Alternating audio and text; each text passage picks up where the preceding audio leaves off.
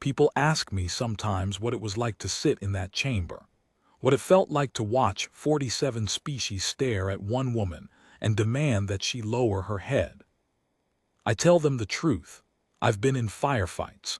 I've been in rooms where the other side had weapons drawn, and the only thing standing between me and the floor was a signed protocol neither party fully trusted. I've sat across tables from military commands that outweighed us in tonnage by a factor I couldn't calculate in my head. I've been in a room, one specific room, on a station in the outer Varath corridor, where a senior compact fleet officer spread his hands on the table and told me, in the patient and slightly bored tone of someone explaining arithmetic to a child, that human survey operations in the contested margin were going to stop, and that the only question was whether they stopped because of a mutual agreement or because of something less mutual. He said it with great calm. He said it looking directly at me, to make sure I understood that I was the smaller thing in the room. None of it prepared me for the Sovereign Compact's apology session. Nothing in my training, in my career, in 12 years of military attaché work across 9 different treaty bodies, had equipped me for the particular quality of stillness that Counselor Yara Austin produced that day, or for what came after. I should say what I was doing there. My name is Davin Marsh. At the time of the events I'm describing, I held the rank of Senior Attaché, Military Affairs, assigned to the Terran Diplomatic Services Compact Liaison Bureau. That's a title that sounds more official than the reality. I was the person Counselor Austin brought into rooms when she thought the other side might be measuring exits, and I was the person who measured exits on her behalf so she didn't have to think about it. I wasn't a soldier anymore. Not exactly. I had come through a military career and into the diplomatic service through a lateral posting that my commanding officer at the time had described as a natural transition for someone with my particular combination of temperament and operational experience. What he meant, and what I came to understand more completely over the following decade, was that I was good at sitting still in difficult rooms without showing what I was thinking. The Compact, as a political body, had always made that particular skill make sense. The Sovereign Compact of the Varath, I should explain this for anyone who doesn't know the history, because the details matter, was not a military alliance, not technically. It presented itself as a trade federation, a body of 47 member species organized around commercial law, resource arbitration, and what they called the sovereign guarantee of equal access. The equal access doctrine was, in theory, a promise that no species within compact space would be disadvantaged in resource competition by the political preferences of any other member. In practice, it was the legal instrument they had used for 3 decades to restrict human survey operations in the contested outer systems, to charge human trade vessels tariff rates that no other member species paid, and to exclude Terran representatives from any resource negotiation that involved systems within 4 light-years of what they had classified, unilaterally and without consultation, as the compact interior margin. The interior margin itself was a designation that had been introduced into the treaty framework 12 years after we signed the Terran accession treaty with the compact. That timing mattered, because the accession treaty contained explicit survey rights provisions that the interior margin classification was, at minimum, in tension with, and which a neutral legal analysis would have found it to be in direct violation of. The compact's legal staff had been aware of this tension from the beginning. I know this now. At the time I'm describing, I suspected it but couldn't prove it. We had been operating in the outer systems for 60 years. The Compact had been citing us for unauthorized survey operations, their term for any human activity in any contested region they had not formally approved for most of that time. We had paid fines. We had lodged formal objections through the treaty apparatus. We had, on 6 separate occasions over 30 years, requested that the Compact convene a joint review commission to examine the legal basis for the interior margin classification. on the grounds that the classification itself violated the foundational survey rights provisions of the Terran Accession Treaty. We had signed with them 4 decades before the first citation was issued. On each occasion, the request had been deferred to committee, referred to a subsidiary review body that then failed to produce a report, or simply not acknowledged within the formal response window, and therefore lapsed by procedural default. The machinery of deferral is one of the most sophisticated weapons available to an institutional body that has decided it doesn't want to answer a question. I had spent 12 years watching the compact deploy it, and I had a considerable respect for how well it worked. The trick of it, the genuine technical accomplishment, was that each individual deferral was procedurally justifiable. Each referral to committee, each lapsed deadline, each formal non-response could be defended on its own terms as a function of the body's schedule, its competing priorities, the complexity of the matter. It was only when you looked at all of them together, laid across 3 decades, that the pattern became visible. Every mechanism that might have produced an honest answer to our jurisdictional challenge had been quietly, separately, individually steered away from producing one. Councillor Austin had been our lead representative to the compact for 9 years when the apology session was called. I had been her attaché for the last 4 of those years. In that time, I had watched her navigate 3 sanctions reviews, 2 formal censure votes, both of which the compact had staged as public proceedings and broadcast across every member world, and one particularly ugly incident in which a compact arbitration panel had issued a summary ruling declaring 14 of our outer system survey markers legally void, on grounds that were so circular that even the compact's own legal staff, in an internal memo that none of us were supposed to have seen, had described the reasoning as procedurally expedient rather than jurisprudentially coherent. That memo had found its way to our bureau through a channel I was never fully briefed on. I read it 3 times when it arrived, because I found something both clarifying and unsettling about seeing an opponent's institutional cynicism documented in their own language. Austin, when I showed it to her, read it once. She said, "File it." I filed it. I assumed she had noted it and moved on. I didn't understand at the time that filing things was something she thought about differently than I did. She never lost her composure in that chamber. In 9 years, across dozens of sessions, through votes staged to humiliate and rulings staged to diminish, I never once saw Yara Austin raise her voice. I never saw her argue past what the record required. I never saw her perform a motion for the gallery or allow the particular acid of institutional contempt to produce anything visible on her face.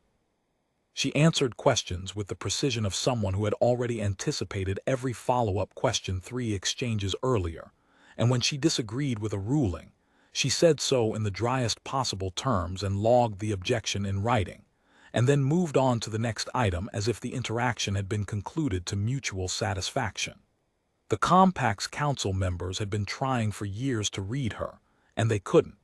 She didn't give them enough to read. I want to be honest about what I privately thought of her in those years before the apology session. I respected her greatly. I thought her the most capable diplomatic operator I had worked with in my career. I also, sitting with myself in the long, quiet hours of duty travel and waiting room protocols that the job required, occasionally wondered whether patience of that particular quality was its own kind of capitulation, whether enduring indefinitely was meaningfully different from accepting, whether the composure I admired so consistently was, beneath its surface, a form of peace with an outcome that I found unacceptable. I want to say this plainly because it matters for what happened. I was wrong about that. Completely and fundamentally wrong, in a way I understand now and did not understand then. But the doubt was there, and it was private, and it ran alongside my respect for her without ever quite resolving. What I understand now is that she was not at peace with the outcome. She had simply found a more useful thing to do with her energy than show them that she wasn't. The apology session was called following what the compact designated the pair of incident. PERV was a Class 3 system in the outer contested region, roughly equidistant between the compact interior margin and what we considered our own operational boundary. We had a survey installation there, Survey Platform Kessler, a small unmanned station that had been logging stellar drift data and trace mineral readings for 11 years without incident. Standard configuration, standard operation, the kind of installation we had scattered across 200 systems in that region. It generated data that fed into our long-range survey models and cost us roughly the annual salary of one mid-grade technician to maintain remotely from our outer relay hub. 6 months before the apology session, a compact survey vessel, the Sarathi-class tender Vorn Cal, out of the Verath secondary fleet, had conducted what the compact would later describe as a routine verification pass through the PERV system.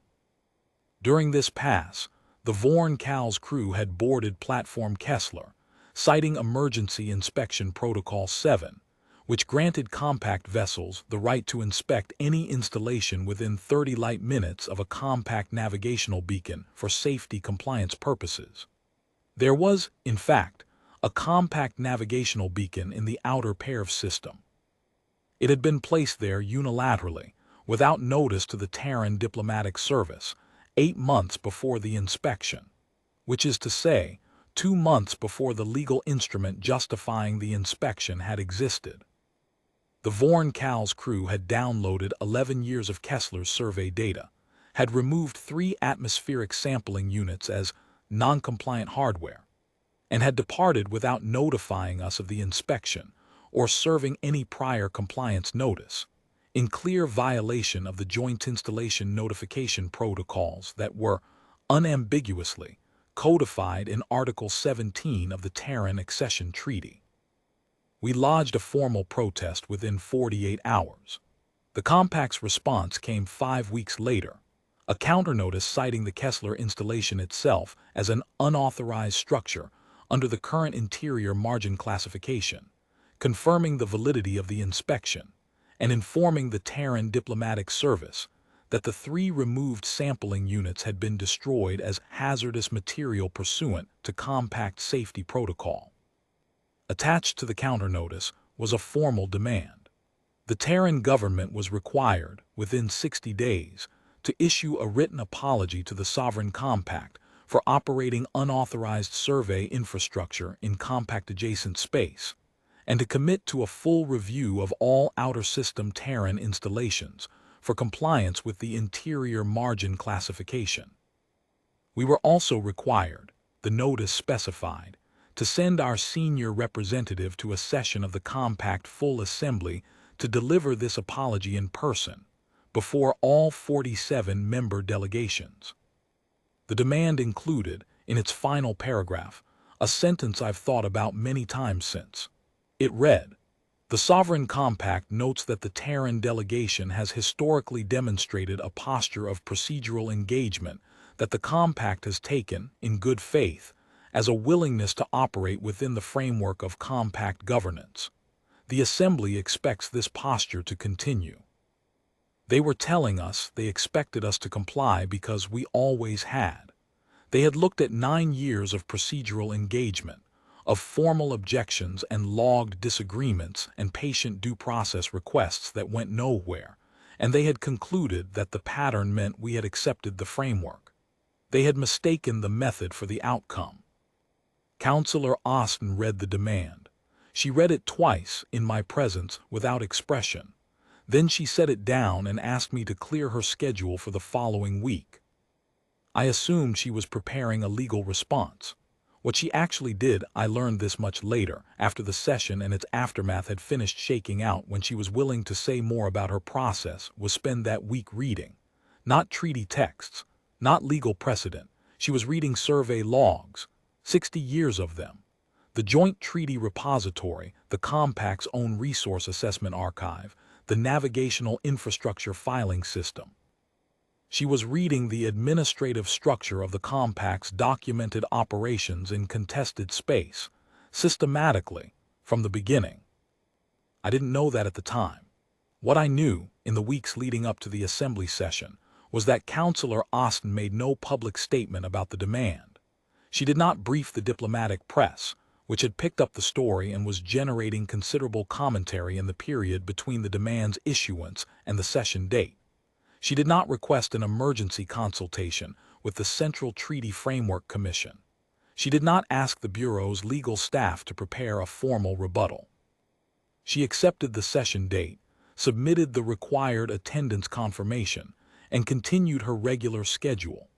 The compact, I later learned from a source inside the compact's assembly staff who spoke to me on background some months after the events, had interpreted this as preparation for compliance.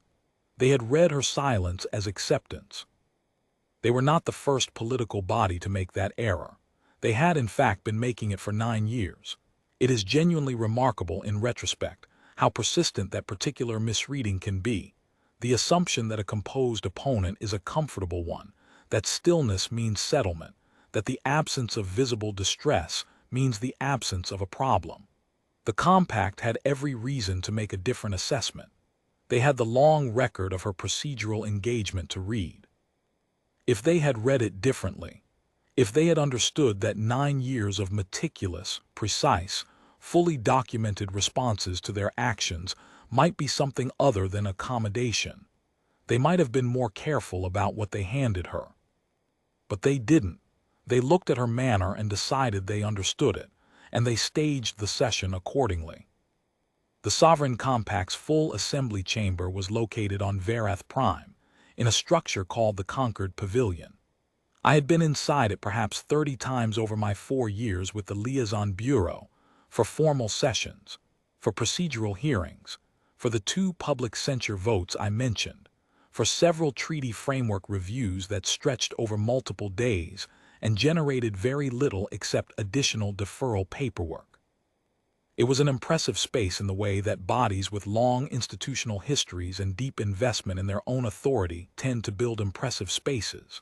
Not dramatic, exactly, but comprehensive. Everything about it communicated permanence. The materials, the polished stone of the floor, the composite panels of the seating tiers, the long horizontal lines of the assembly member desks arrayed in their descending arc, suggested a structure that had been here before you and would be here after. The floor of the chamber, what they called the address floor, was deliberately lower than every tier. Not dramatically lower, not pit level, but enough. You stood there and every member delegation looked down at you. Every gallery camera looked down at you.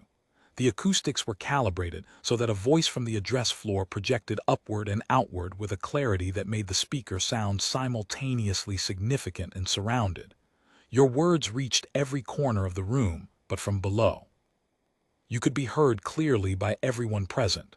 You could not, from that position, look any of them level in the eye.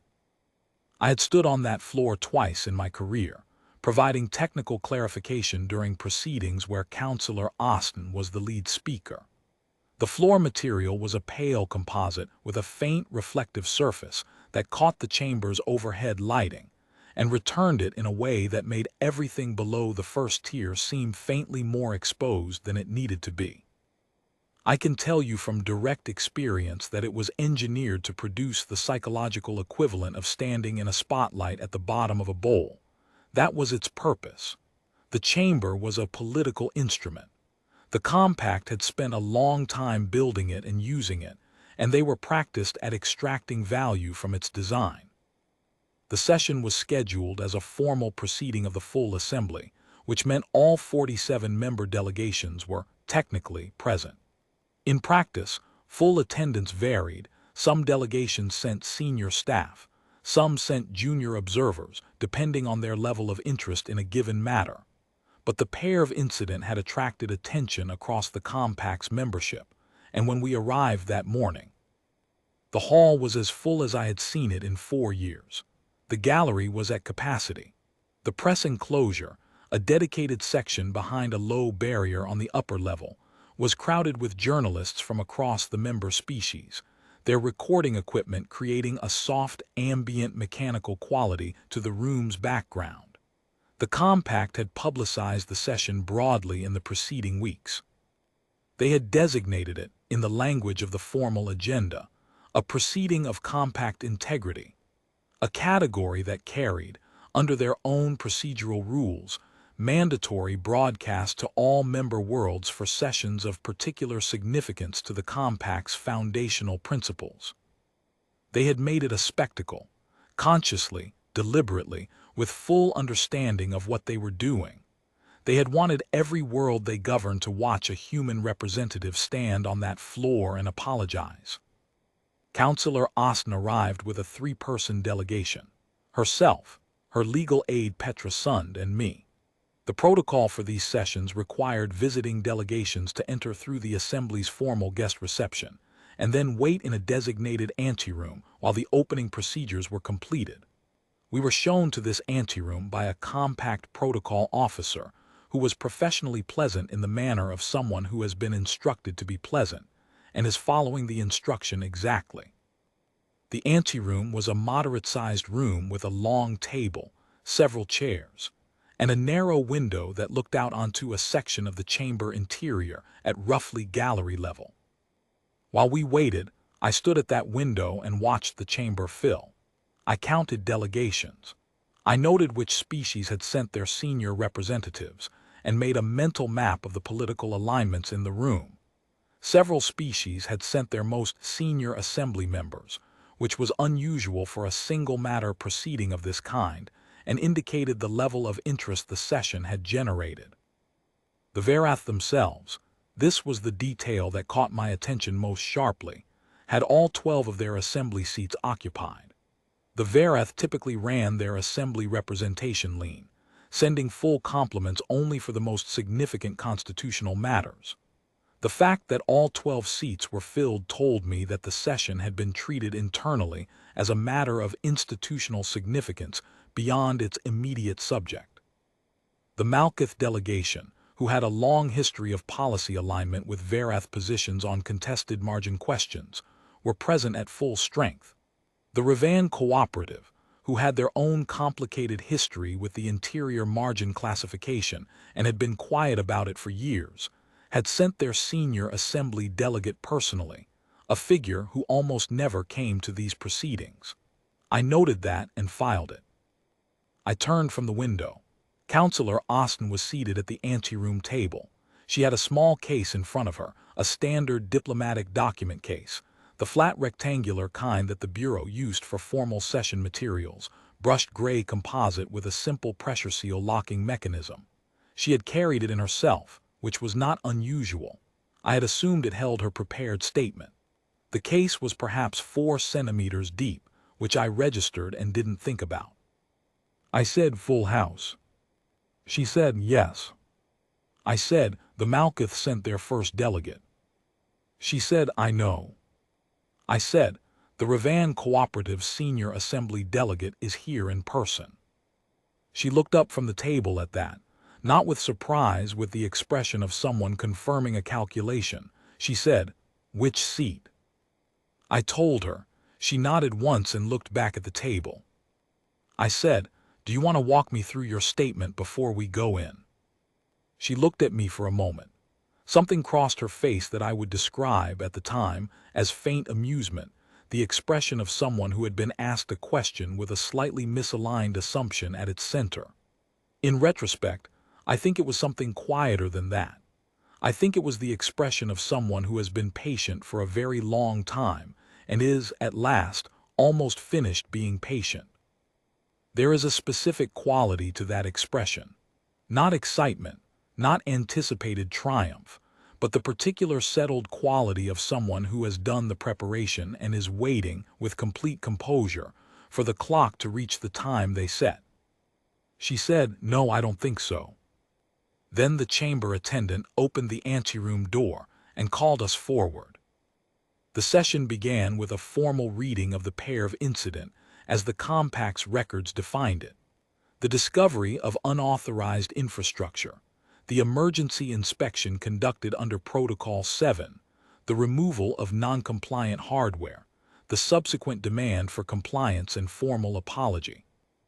The reading was conducted by the Compact's assembly recorder. a senior Varath official named Korath Sel, who had occupied that role for 11 years, and who had a particular gift for making procedural language sound like the announcement of a verdict rather than the recitation of an agenda. He read for approximately 12 minutes. His tone throughout was measured, institutional, and carried a quality I can only describe as pre-decided. The tone of a proceeding that has already determined its outcome and is completing its formal steps before announcing it. I sat beside Counselor Austin at the small table on the address floor and watched the assembled delegations watch us. The expressions varied by species and by individual, as they always did. Some delegations maintained the careful, cultivated neutrality of senior diplomats who had learned that visible reaction was a form of information they didn't want to give away. Some were openly judgmental, which was not, in the compact's political culture, considered inappropriate in these proceedings. A proceeding of compact integrity carried an implicit social permission for member delegates to demonstrate their alignment with the compact's stated position, and several were exercising it. A few delegations, the Ravan Cooperative's delegate chief among them, wore expressions I would describe as watchful in a different register. Not hostile, not sympathetic, but genuinely attentive, waiting to see what this specific human representative would do in a way that suggested some of them had a more complex relationship to this proceeding than their formal alignment would indicate. When Recorder Sel finished, Assembly Chair Harith Van of the Varath, the first delegate, the most senior Varath official present, a figure I had observed in this chamber many times over 4 years, addressed the delegation table. He had the particular authority of someone who had occupied a position of institutional power for so long that authority had become a form of posture rather than a performance. He didn't project it. He simply sat in a way that communicated it. He said that the Assembly had heard the record of the pair of incident. He said that the Assembly had formally determined that the incident represented a violation of compact territorial sovereignty protocols. He said that the Terran delegation had been given the opportunity to address the Assembly and deliver the requested formal apology. He said it with complete confidence. Whatever uncertainty might exist about many things in that chamber, the outcome of this procedural step was not, from his perspective, among them. He invited Counselor Austin to approach the address podium to deliver the Terran delegation's response. She stood, she picked up the document case, she walked to the podium. She placed the case on the podium surface.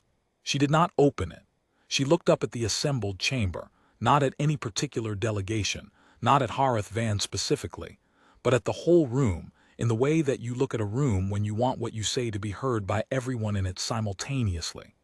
The chamber had the expectant quality of a space that has been filling toward a moment and is now at it. Every camera in the press enclosure would have been live. Every recording device in the room would have been running. The mandatory broadcast had been active since the session opened. 47 worlds were watching. She said nothing. The silence lasted perhaps 10 seconds. In a chamber of that size, with that many people present, 10 seconds of complete silence is a perceptible physical event. It has a weight and a texture. People shifted. A delegation member on one of the upper tiers made a small movement, not quite a lean forward, but the precursor to one, the involuntary physical beginning of heightened attention. Harith Van drew himself up fractionally in his seat, the posture of someone preparing to speak in the manner of someone, reminding a hesitating speaker that an answer is expected. And then Counselor Austin said, "The record stands corrected." She opened the case. Inside it, and I had not known this, she had said nothing to me about the contents of the case in 4 weeks of preparation, and I want to be very clear about that, were 63 data wafers. Compact standard format. The kind of small rectangular storage medium that every reader system in that chamber could access, that every member species archival equipment was built to use, that the Compact's own treaty repository ran on. She removed them from the case in a single, unhurried movement, A flat stack, both hands, set directly on the podium surface beside the empty case. Then she stepped back from the podium. Harith Van said, with the first break in his institutional composure I had observed in 4 years of watching him conduct proceedings. "Counselor Austin, you were called to this chamber to deliver a formal apology on behalf of the Terran government for—" She said, "The record stands corrected." She picked up the empty document case, turned, and walked back to the table on the address floor. She sat down. She placed the empty case flat on the table in front of her. She folded her hands on top of it. She looked at Harith Van with an expression I can only describe as completely and permanently composed. That was the entirety of her statement. 4 words said twice, and 63 data wafers on a podium. The chamber didn't know what to do with that. I watched it happen in real time. 47 delegations processing what had just occurred, trying to categorize it, trying to determine what procedural frame applied and what response was required before anyone had looked at what was on those wafers. Harith Van was experienced enough to know that acting from an unexamined position was dangerous, but he was also in a room full of witnesses who had just observed a formal noncompliance with the Assembly's demand, and the social and political pressure to respond was immediate and visible. He said that the Terran delegation had failed to comply with the terms of the proceeding. He said the Assembly would formally note this failure in the record. He said the data materials left at the podium would be examined by compact legal staff before the session could continue. He called a recess. Counselor Austin nodded once, the way you nod when someone has said something accurate. She did not speak. We remained at the table. It took the compact's legal staff 4 hours and 11 minutes to examine the contents of those wafers. I know the precise duration because I spent every minute of it in the anteroom with Counselor Austin and Petra Sund, and there was very little to do during that time except be present and watch the clock. They did not dismiss us. They did not formally adjourn the session. The protocol, in a suspended proceeding, was for the parties to remain available for recall, so we remained available. Petra Sund brought out a small portable reader at some point in the first hour and worked on unrelated filing. I stood at the narrow window and watched the chamber. The delegations had not left. A few had broken into small groups on the upper tiers, but most remained in their seats or nearby. The press enclosure was still occupied. The broadcast, I assumed, was still running. I spent some time thinking about 47 worlds watching a live feed of an assembly chamber in recess, and what they would make of it, and whether the compact had anticipated any version of this when they planned their spectacle. I found out later, from a staff member who had been in the legal review room during those 4 hours, and who spoke to me some months afterward, what the process had looked like from inside that room. He described the first 90 minutes as a sustained effort to find grounds to dismiss the materials as either fabricated or improperly obtained. Legal staff had examined chain of custody markers, access logs, formatting authenticity indicators. They had sent queries to the Joint Treaty Repository Administrator, asking for verification of the materials registry status. The repository administrator had, apparently, confirmed the material's authenticity in a response that arrived approximately 40 minutes into the review and was described by my source as having produced a notable silence in the room. The next 2.5 hours had been spent, quietly and without the earlier urgency, reading. What was on those 63 data wafers was this: 60 years of documented compact survey operations in systems that fell within the boundaries of what the compact's own interior margin classification defined as Terran operational space, not in the contested outer margin, not in systems adjacent to the Terran boundary. In it, inside the line the compact had drawn and cited us for crossing. Compact survey vessels, registered fleet vessels, operating under documented orders from Compact Fleet Command, with full resource assessment reports filed in the compact's own archive system, had been conducting survey operations in Terran-designated systems continuously for 6 decades. There were survey logs for 114 distinct systems. There were resource assessments, detailed evaluations of mineral composition, atmospheric data, strategic value. There were installation records, structures the compact had built, used, and quietly decommissioned in systems they had publicly classified as off-limits to Terran activity, including 3 permanent monitoring installations and 7 temporary survey platforms. There were navigational infrastructure deployment orders, including the order authorizing the placement of the beacon in the outer pair system, dated 8 months before the Vorn-Kal's inspection of Platform Kessler, signed by the Verath Fleet Command's Survey Authorization Office. And there were the internal communications. My source described these as the portion of the review that had produced the most sustained silence in the legal review room. He was not wrong to emphasize them. They were, in terms of what they documented, the clearest record I have encountered in my professional life of an institution that knew exactly what it was doing and chose to do it anyway. There was a memo from 12 years earlier, written by a senior legal advisor in the Compact's Assembly Law Office, describing the interior margin classification as, and I'm working from a transcript I read later, not from my source's verbal account, an administrative instrument for competitive exclusion, to be maintained as long as the Terran delegation lacks either the access or the inclination to examine the underlying survey records. A series of communications from 6 years before that, detailing the process by which the Compact's archive office had reclassified and sealed their own survey logs as internal security materials, preventing their inclusion in the Joint Treaty Repository's public record. A routing instruction from a Resource Ministry official, 23 years earlier, directing his survey office to maintain comprehensive documentation of all Terran outer system installations, so that any future inspection action proceeds from an established evidentiary record supporting Compact jurisdictional authority regardless of Terran counterclaim. They had known at the institutional level for 60 years what the interior margin classification was and what it was being used for. They had built the legal instrument knowing it was in tension with the accession treaty.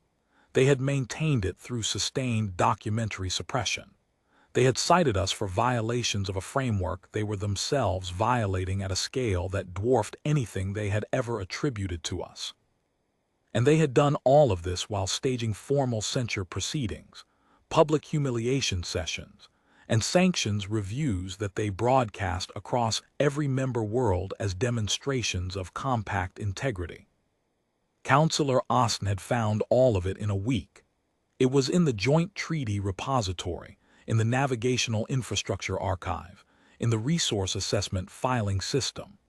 It was where they had put it because they were required to put records somewhere, and they had decided that subdirectory routing and restricted access classifications were sufficient to keep it from being found. They had been right about that for 60 years, because for 60 years no one had sat down and read all of it, from the beginning without stopping. She had. I didn't fully understand what had happened until Petra's son came and sat beside me at the anteroom window about 3 hours into the wait and very quietly told me what was on the wafers. I sat with that for a long time. I tried to reconstruct the timeline. When Austin had found the records, how long she had been reading before the apology session demand arrived, how long after. I thought about the week she had cleared her schedule. I thought about all the sessions before that, 9 years of sessions, 3 sanctions reviews, 2 public censure votes, the 114 systems she would have found recorded in those logs, while we were being cited for a single unmanned platform. I thought about my private, unspoken doubt, about whether endurance was the same as acceptance, about whether I had understood what I was watching for 4 years. The session reconvened at the 5th hour. I walked back onto the address floor and into a chamber that had changed in character in ways that were immediately legible to me after 12 years of reading rooms for a living. The performed certainty was gone. The Varath delegation, which had occupied their seats with the settled authority of a body confident in its position, had the specific quality of stillness that I have only seen in rooms where the people sitting have realized, at some point during a recess, that they are no longer controlling what happens next. It is different from ordinary formal composure. Ordinary formal composure has a kind of active quality to it, the visible maintenance of an expression, the ongoing work of presenting a face. What I saw in the Varath delegation was the composure of people who had stopped doing work, because the situation had changed beyond what composure could address. The watchful delegations, the Revan Cooperative's senior delegate, the representatives of the 3 or 4 other species I had noticed at the session's opening as attentive rather than aligned, were leaning forward, not dramatically, but forward. The openly judgmental ones were neutral. The transition had been complete. Harith Van called the session to order. The authority was technically identical to the authority he had projected at the session's opening. The words were procedurally standard, but the room heard what was behind them differently, and he knew it, and the knowledge of it was the thing that changed his voice by the smallest possible degree. He said that the compact's legal review had identified materials of significance requiring further examination before the proceeding could be completed. He said the Assembly would be convening a formal review commission with a mandate to assess the materials provided by the Terran delegation and to report its findings to the full Assembly within 12 months. He said the apology session was being suspended pending the outcome of that review. He did not say that the demand for an apology was withdrawn, but he did not repeat it either. He spoke for approximately 4 minutes and the word apology did not appear. Counselor Austin from the address floor table said nothing. She sat with her hands folded on the empty document case. She waited until he had finished. Then she stood. She picked up the empty case. She nodded at Petra Sund and me. We walked out. I want to tell you about the walk, because it is the part I have thought about most often in the years since.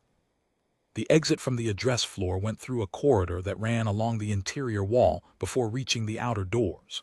The corridor had floor-to-ceiling viewing panels along one side, transparent steel, the kind of material the compact used in its public buildings that gave the impression of complete transparency while carrying a slight ambient warmth to the light.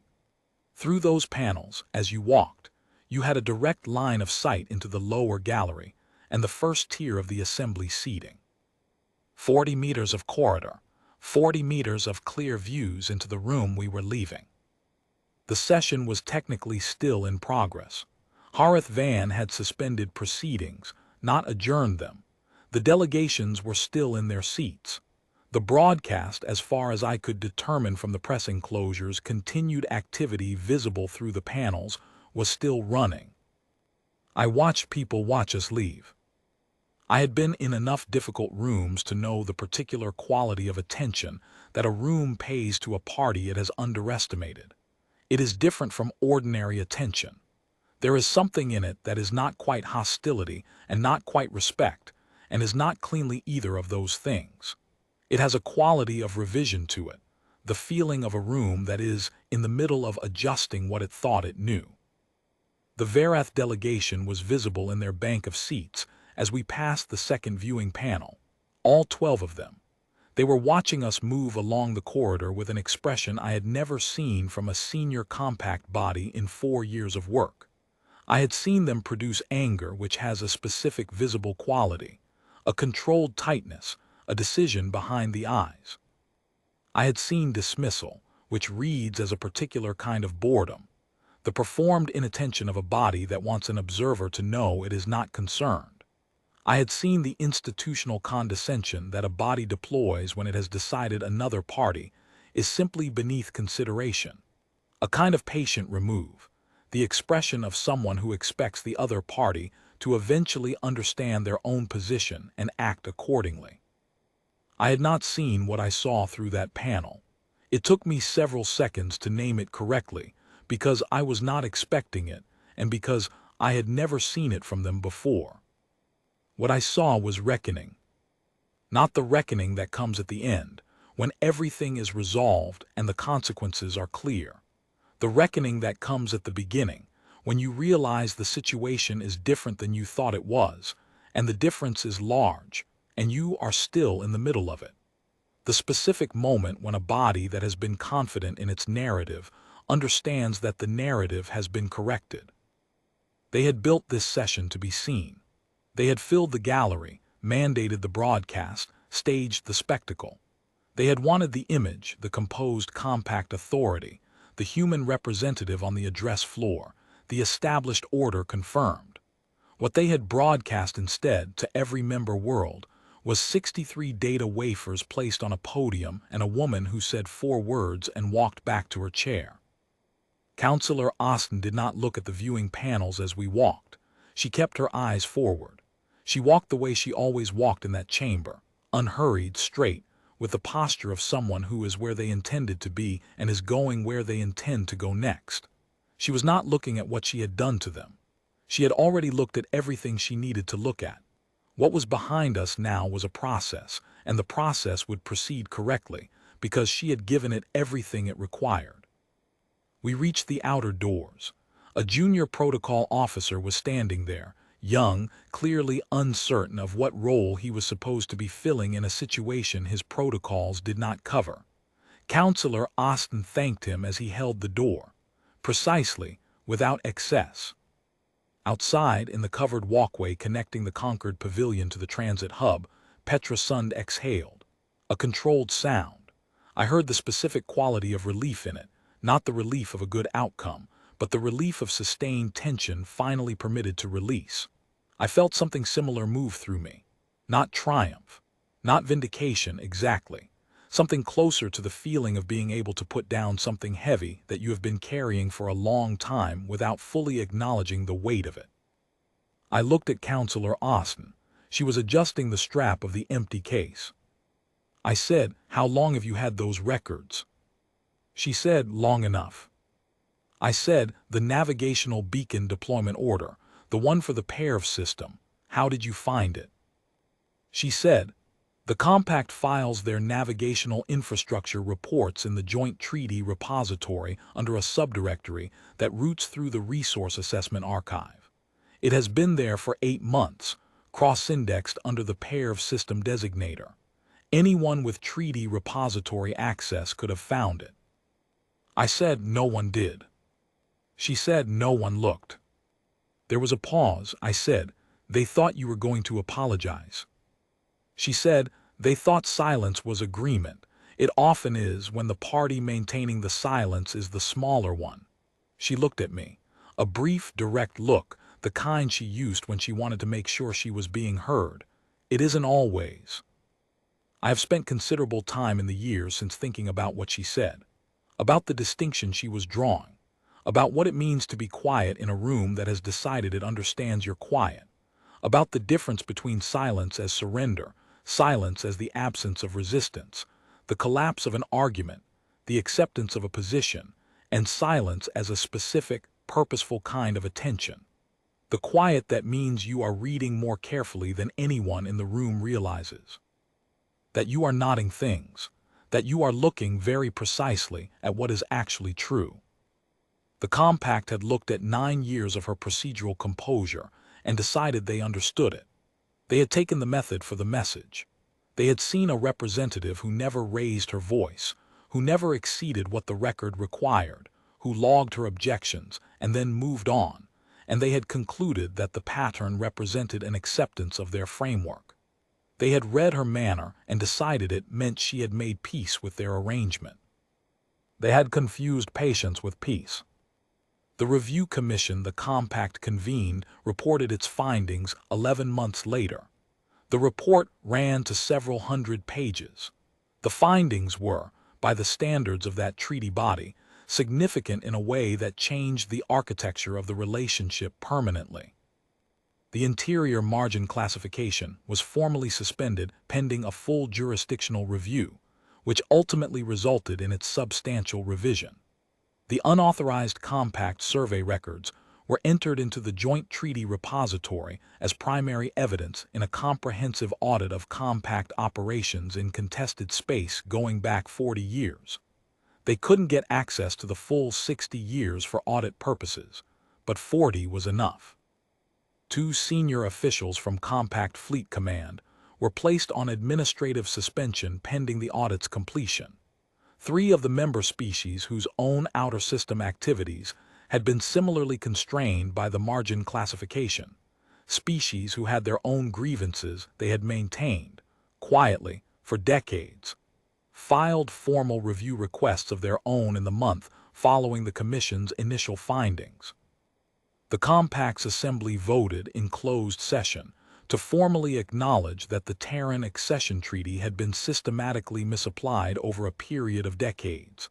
The vote was not unanimous, but it passed. They did not issue an apology. I want to note that because it would be easy to write around it, and it shouldn't be. The Compact's institutional culture did not run in that direction, and we had not asked for one. When reporters asked Councillor Austin, on the day the Commission's findings were published, whether she expected the Compact to issue a formal apology for 60 years of documented violations, she said, "The record is correct. That's sufficient." She said it the way she said everything, without excess. It was, in 8 words, a complete answer. Platform Kessler was formally designated a legal Terran survey structure under the revised treaty framework. The 3 atmospheric sampling units removed during the Vorn-Cals inspection were listed as destroyed in the official record, and Petra Sund negotiated the materials replacement credit into something considerably more useful than replacement hardware. A treaty protocol revision that established mandatory pre-notification requirements for any compact inspection of installations in contested systems. With documentation and compliance timelines that the Compact's legal staff had previously resisted for a decade, the navigational beacon placed in the outer PERV system, the beacon whose existence had provided the inspection's legal justification, was decommissioned by Compact Fleet Command 6 weeks after the Review Commission began its work. No public announcement was made. I've had people tell me in the years since that the apology session changed things fundamentally, that it shifted the character of the relationship in ways that are still felt in how those 2 bodies interact today. I think that's true. The audit, the revised framework, the new inspection protocols, these have practical effects that will run forward for decades. The record that was put in that room is part of the permanent archive now. That can't be undone. But I also think the more significant thing that day demonstrated is something harder to describe in institutional terms. It is not about the treaty revision. It is about what it requires to do what she did. Consider the position. 9 years in a treaty body that has been systematically applying a framework it knew was in violation of the treaty it was built to administer. 9 years of sanctions reviews, censure votes, public proceedings broadcast across 47 worlds, each one designed to confirm the same narrative, that human activity in the outer systems was unauthorized and would be treated as such, and that the appropriate response to compact institutional authority was compliance. 9 years of lodging objections in writing, precisely, and watching them be deferred and absorbed by a machinery that was designed to prevent them from ever reaching a resolution. 9 years of being in rooms where the other side was larger, and had been larger for longer, and had built the entire architecture of the proceeding to make you feel the weight of that difference. And then being handed, in the 63rd year of a pattern that predated her appointment by decades, a demand that she stand on a public floor in front of 47 species and apologize. What she did with that week was go back to the beginning and read everything. Not looking for a specific document, not pursuing a known lead, starting at the beginning and reading forward. 60 years. Reading the way you read when you are not looking for an argument to make, but for the truth of what actually happened. Following the documents where they went, including the subdirectories and the restricted access classifications, and the rerouted archive entries that were in the system, because they had to be somewhere, and no one had thought anyone would be patient enough to find them. She found them because she was patient enough. Not patient in the sense of having made peace. Patient in the sense of being willing to spend a week doing the reading that the situation required, without shortcuts, without assuming she already knew what was there. The compact had looked at that same patience for 9 years and decided it was accommodation. They had built their session around that conclusion. They had filled the gallery and mandated the broadcast and staged the spectacle on the premise that the composure they had been watching was the composure of a party that had accepted its position. They had not understood what they were watching. I left the Compact Liaison Bureau 14 months after the apology session, transferred to a desk posting at the Central Treaty Office that was considerably less demanding, and which my physician had suggested, in terms that were diplomatic but clear, would be appropriate given 12 years of accumulated operational stress. I don't say this as a complaint. The work had been worth the accumulation. But there is a particular kind of sustained alertness that the rooms I had been sitting in required, and it had a cost, and I was ready to pay that cost differently. Councillor Austin remained in the role for another 3 years, through the jurisdictional review and the initial phases of the audit. The work of those 3 years was the kind that doesn't produce events that make clear stories, incremental, methodical, the slow correction of a framework built on a lie. I kept rough track of what she was doing through the treaty bulletins and the occasional conversation with Petra Sund, who remained on staff. From what I could see, the work suited her. She was built for it. The patience that had looked to the compact, like accommodation, was the same patience that made her extraordinarily effective at the sustained, detailed, undramatic work of actually correcting things.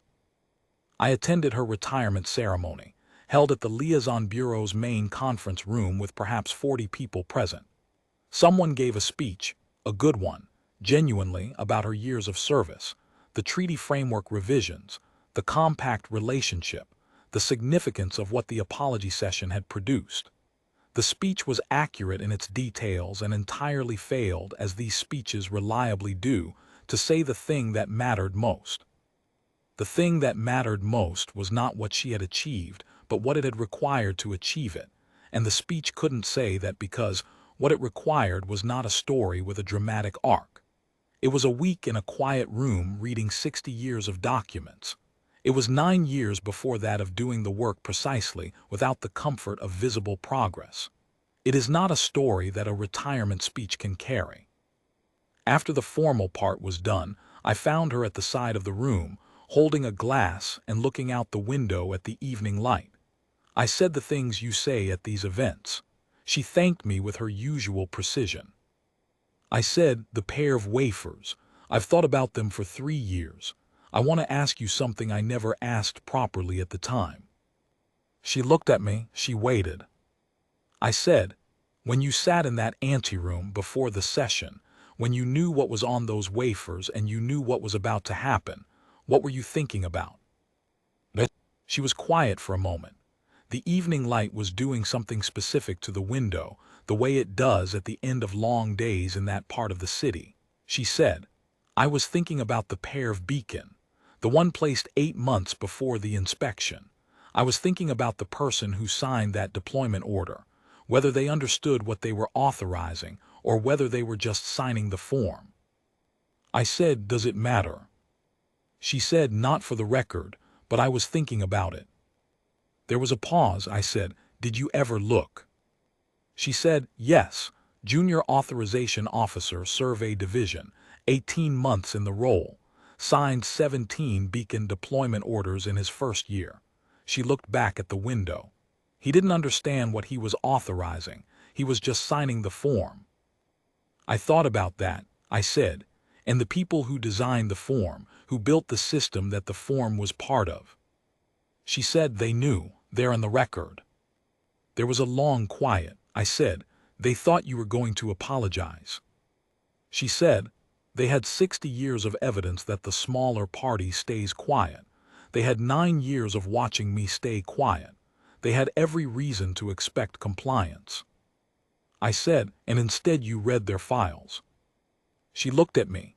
The same look from the anteroom before the session, the expression I had initially misread as mild amusement and later understood correctly. Settled. Patient. The look of someone who has been carrying a specific, precise knowledge in a room full of people who don't have it, and who has found the right moment to put it down.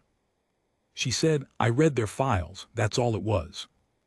She said it the way you say something that is entirely and permanently sufficient. The way you say something that has the weight of everything you did to earn the right to say it simply.